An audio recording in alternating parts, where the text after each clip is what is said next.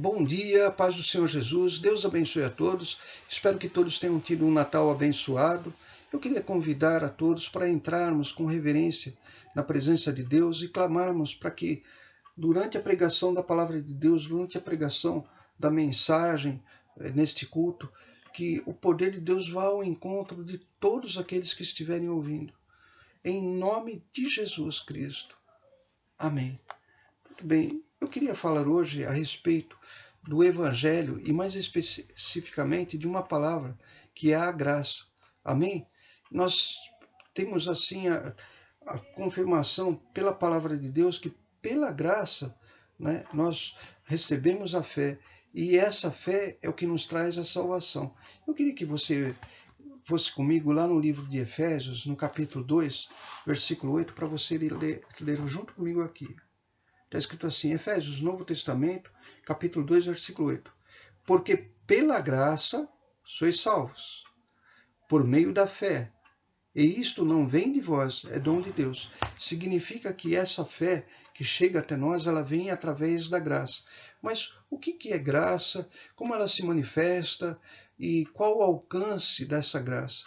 Para entendermos isso de uma forma muito simples, hoje eu queria que você me acompanhasse lá no livro de João, no Evangelho de João, um pouco para trás, né, o quarto livro do Novo Testamento, o Evangelho de João, no capítulo 4, ele vai descrever o encontro de Jesus com uma mulher samaritana.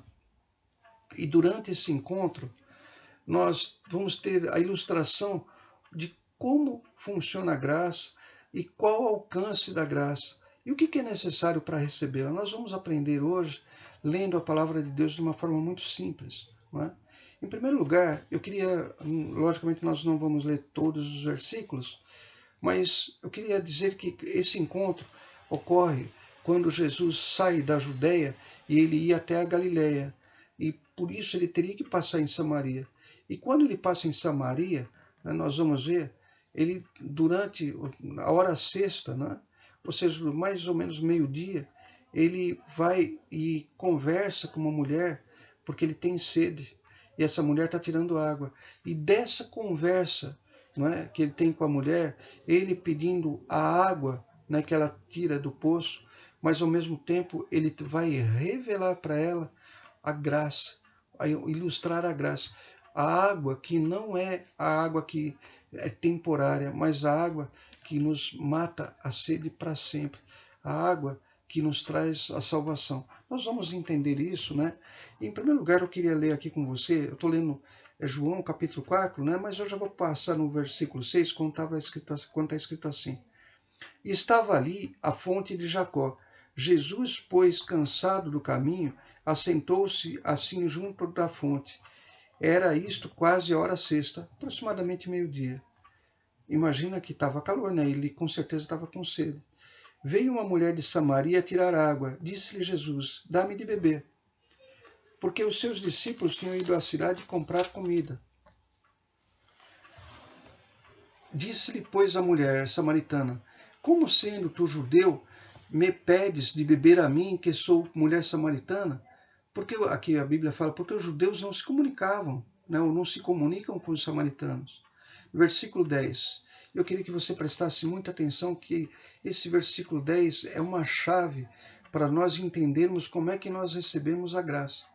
Jesus respondeu e disse-lhe, se tu conheceras o dom de Deus, então há necessidade de conhecimento. Guarde bem isso. Se tu conheceras o dom de Deus, o presente de Deus, ou seja, a graça de Deus, se tu conheceras a graça de Deus, e aí depois ele fala, e o que te diz, dá-me de beber, ela estava falando com a própria fonte, não é, da vida eterna, que é Jesus. Tu pedirias, ele te daria água viva. A água viva simboliza a salvação. Não é? Eu queria que você fosse comigo, deixa marcar o João aí, mas vamos lá em Isaías, no Velho Testamento, Isaías, no capítulo 12 de Isaías, nós vamos ver no versículo 3, está escrito assim, e vós com alegria tirareis águas das fontes da salvação. Então ali a mulher contrasta, né, com a mulher tirando água a água que é necessária para manter a vida, não é? A vida na terra, que ela é temporária. A vida na terra é temporária. Mas a água é necessária. Contrasta com Jesus pedindo água para ela, para matar a sua sede, mas ao mesmo tempo oferecendo para ela a água da vida, ou seja, oferecendo a água da eternidade, a água da salvação eterna. Vamos voltar lá em João, capítulo 4. E aí, dando sequência, no 11, a mulher fala para ele: Senhor, não tens com que tirar, e o poço é fundo. Esse poço, ele tinha 31 metros, tinha 3 metros de diâmetro e tinha cerca de 4,5 metros de água. Então, Jesus, com certeza, ele não estava com os equipamentos para tirar a água. E ela é estranha, porque ela tem a mente natural. Então, uma pessoa que tem a mente natural, quando Deus, através da palavra, fala das coisas sobrenaturais, das coisas espirituais, ele não entende, porque o raciocínio dele é o raciocínio lógico. A mulher, ela estava tendo um raciocínio lógico. Ela olha e fala assim: esse poço tem 31 metros, não é? É o poço de Jacó, não é? É o poço que ficava numa terra que pertencia a José. Jacó tinha dado essa terra a José. E esse poço, com essa profundidade, como que Jesus podia tirar? Mas Jesus falava isso espiritualmente. Aí ela fala assim: tu és maior do que o nosso pai Jacó, que nos deu poço, bebendo ele próprio e os seus filhos e o seu gado. Aí no versículo 13, Jesus respondeu e disse-lhe: qualquer que beber desta água tornará a ter sede. É a água que a nossa mente entende, a água da natureza, a água que todos nós conhecemos como meio para manter a vida, né, de uma pessoa, de um gado, até mesmo de uma vegetação. Mas aquele que beber da água que eu lhe der, nunca terá sede, porque a água que eu lhe der se fará nele uma fonte de água que salte para a vida eterna. E Jesus está falando da salvação. Então, nessa passagem, nós temos a oportunidade de ver uma revelação de Jesus Cristo, comparando a salvação com uma água que sai da pessoa e que jorra eternamente. Ela é eterna, traz a eternidade. E aí, nós vamos aprender uma coisa. Jesus, ele tinha falado que se ela conhecera, então o conhecimento, guarde sempre isso, conhecimento do Evangelho, conhecimento da Escritura, da Palavra, é fundamental para que haja o derramamento, a manifestação da graça.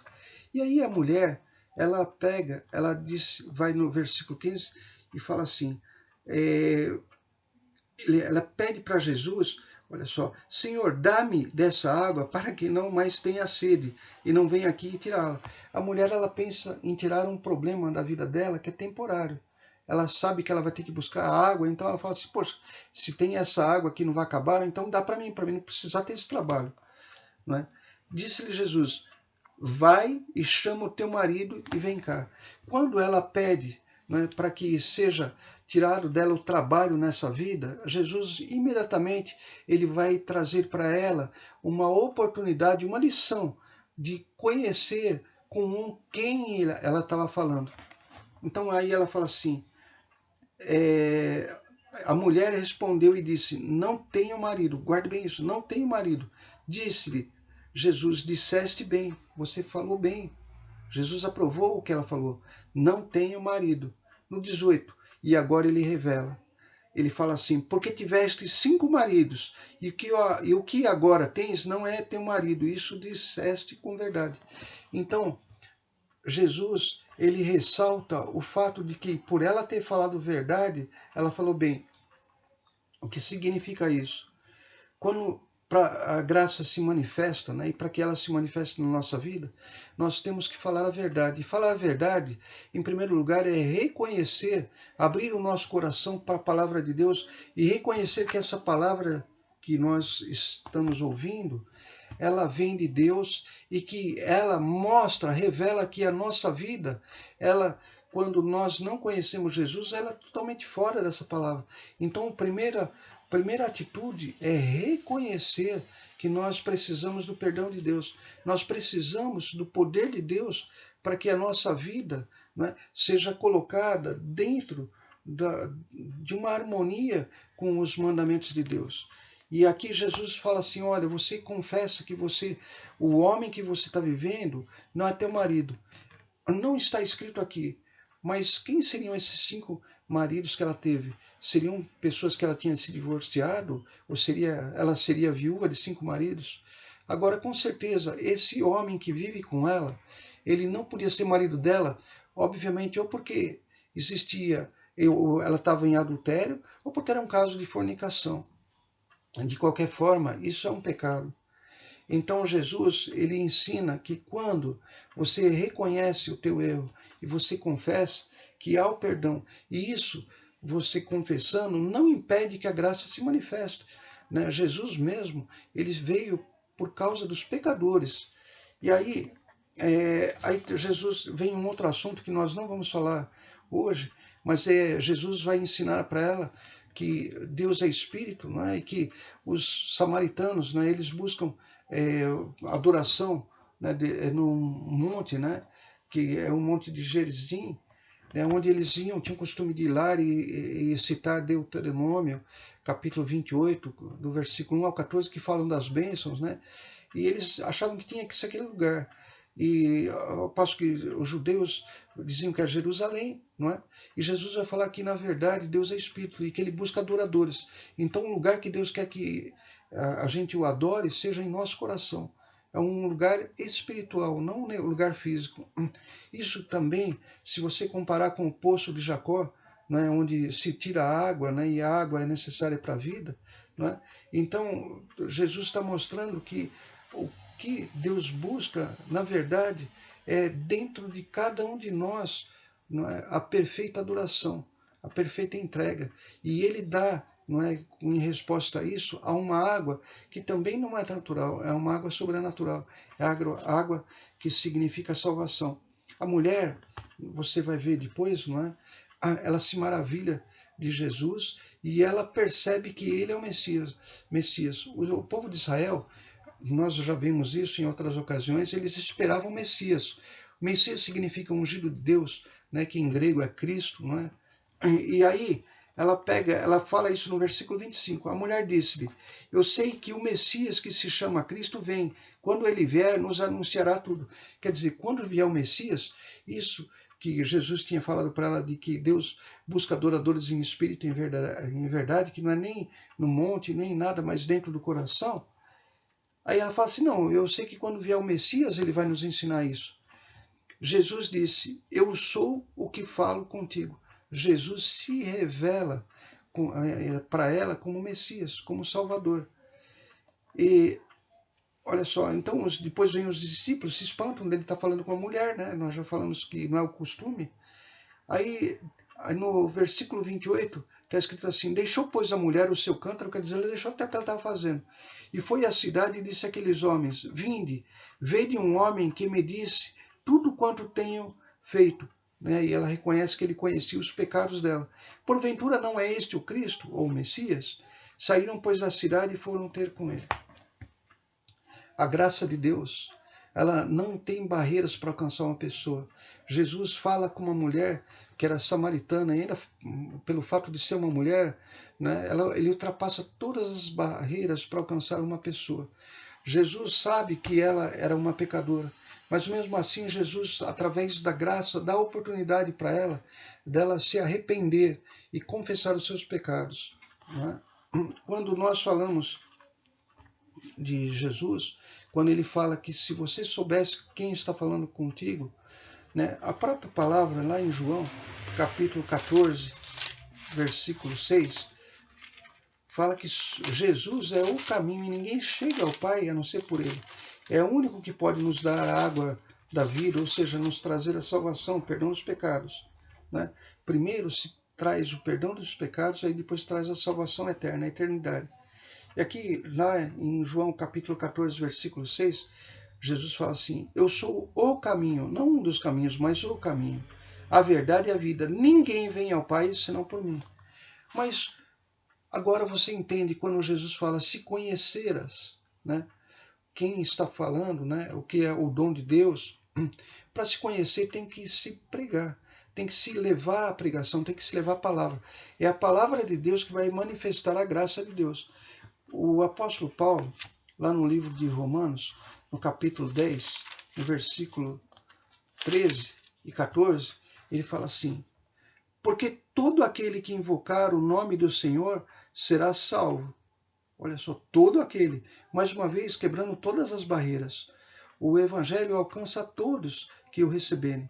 No versículo 14, como, pois, invocarão aquele com quem não creram? Em quem não creram, né? Como que vai invocar alguém em quem não creram? Que é Jesus, não é? E como crerão naquele que não ouviram, né? Se não tem ninguém que pregue, né? E como ouvirão se não tem ou não há quem pregue? Por isso que nós entendemos que Jesus, quando lá em Marcos, no capítulo 16, quando ele deu as últimas instruções para os seus discípulos e para aqueles que crerem nele, ele fala assim, Marcos capítulo 16, versículo 15, ele disse, ide por todo mundo, então ele deu uma ordem a todos que crerem nele, ide por todo mundo, pregai o evangelho a toda criatura. Quem crer e for batizado será salvo, mas quem não crer será condenado. E estes sinais seguirão aos que crerem. Aí você vê os dons de Deus. Amém? O poder de Deus. É importante notar, e eu vou ler também em Atos, que muitas pessoas, assim como essa mulher, elas não conhecem o plano de Deus. Elas não conhecem que só Jesus Cristo traz a salvação, que não existe nenhum outro nome, nem de nenhum santo, nem de uma outra pessoa importante, nem de uma outra religião, não existe nenhum nome. Só o nome de Jesus Cristo que traz a salvação. E eu queria ler isso com você em Atos, no livro de Atos, no capítulo 4, versículo 12. No livro de Atos, depois do livro de João, né? Então, no capítulo 4, versículo 12 de Atos, está escrito assim: e em nenhum outro há salvação, porque também debaixo do céu nenhum outro nome há dado entre os homens pelo qual devamos ser salvos. A Bíblia é categórica. A graça de Deus, ela vem através do conhecimento da palavra. E o conhecimento da palavra traz, através da graça, para todos aqueles, independente de serem pecadores, de serem de que origem for, traz para cada pessoa que ouvir abrir seu coração a fé, não é? A fé que nos traz a vida eterna. Mas nós temos que pagar por isso? Será que tem um preço para isso? Não. É só obedecer à ordem de Deus. Eu queria terminar lendo Apocalipse capítulo 22, versículo 17. Está escrito assim: e o Espírito e a esposa simboliza a igreja, né? A igreja viva de Deus, as pessoas. E o Espírito e a esposa dizem, vem, chamam Jesus, não é? E quem ouve, diga, vem. E quem tem sede, venha. E quem quiser, tome de graça da água da vida. Quem tem sede, tome de graça. Não é? Mais uma vez aparecendo a palavra graça, que significa não vai haver pagamento. É um favor imerecido. Tome de graça da água da vida. Nós lembramos que em João 7, 37 e 38, Jesus, no dia da grande festa, ele se levanta e fala assim, se alguém tem sede, venha até mim e beba. Aí ele fala na sequência, porque, como diz as Escrituras, rios de água viva correrão do seu ventre. Né? Muito bem, a água viva, a salvação, isso, pela graça de Deus, chegou na nossa vida. Eu espero que você entenda que nós devemos falar do Evangelho para todas as pessoas e para todas as criaturas quando nós tivermos oportunidade.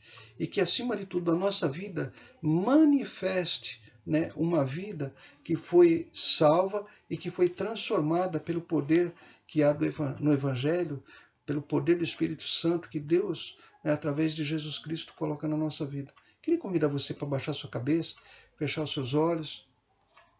Senhor Deus e Pai, nós queremos, em primeiro lugar, te agradecer por Jesus Cristo, a graça, meu Pai, que o Senhor nos envia através da Tua Palavra e que traz, pela Tua Palavra, meu Pai, a fé em nosso coração.